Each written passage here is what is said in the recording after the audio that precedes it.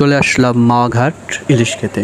আর মাওয়া মানেই টাটকা ইলিশ, আর ইলিশ ভাজা এবং ভর্তা কার না ভালো লাগে।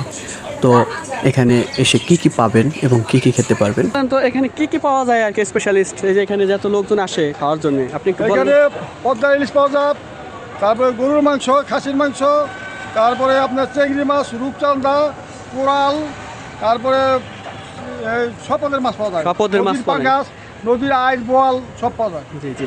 তাহলে স্পেশালিস্ট কি পাওয়া যায়, মানে মানুষ বেশিরভাগ খাওয়ার জন্য এখানে দূর দূরান্ত থেকে যে আসে? ইলিশ।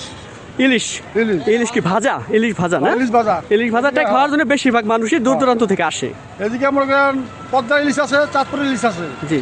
ভালো ইলিশ রাখি, একবার ঢুকলে আরেকবার আহে। জি জানি না ডাকো লাগে। জি জি। বন্ধুরা দেখতে পাচ্ছেন, আমি এখন আছি হলো আপনার ইলিশ বাড়ি রেস্টুরেন্টের সামনে। তো এখানে আপনার স্পেশালিস্টই হলো ইলিশ ভাজাটা, আসলে মানুষ খাওয়ার জন্য দূর দূরান্ত থেকে আসে।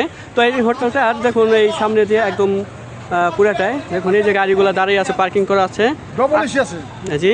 4-5টা শুধু মাছের ডবল। আচ্ছা আচ্ছা, এই রেস্টুরেন্টটা এসি করা আছে, মানে শীতাতপ নিয়ন্ত্রিত। এখানে আসলে পরে আপনি আরামদায়কভাবে এখান থেকে খাইতে পারবেন। বা তো ভিডিওটা দেখতে থাকুন। তো আপনাদেরকে রেস্টুরেন্টের ভিতরটা ঘুরে ঘুরে দেখাবো। তো ঢুকতেই দেখতে পেলাম একটা ছেলে এখানে ইলিশ কাটতেছিল খুব সুন্দর করে, তবে ইলিশ কাটায় খুবই চালু ছিল সে। তো চলে আসলাম রেস্টুরেন্টের ভিতরে ঢুকতেই দেখতে পেলাম খুবই পরিষ্কার পরিচ্ছন্ন। তো এইখানকার এই রেস্টুরেন্টগুলো আমার কাছে এত ভালো লাগে কেন, এখানে খুবই পরিষ্কার পরিচ্ছন্নতা দেখে মনে হয় যে এখানে অনেক বাইরের কান্ট্রির রেস্টুরেন্টগুলোর মতো। তো এই কারণে আমার কাছে এই রেস্টুরেন্টগুলো খুবই ভালো লাগে এখানে। এবং এই রেস্টুরেন্টগুলো শীতাতপ নিয়ন্ত্রিত, আপনি খুব আরামদায়কভাবে এখানে বসে খেতে পারবেন। এবং এখানে কিছু সুস্বাদু আচারের কালেকশন পেয়ে যাবেন, এখান থেকে আপনি আচারও খেতে পারবেন। তো ভিডিওটা ভালো লাগলে অবশ্যই একটি লাইক, কমেন্ট, শেয়ার করবেন। ধন্যবাদ, সবাই ভালো থাকবেন, সুস্থ থাকবেন।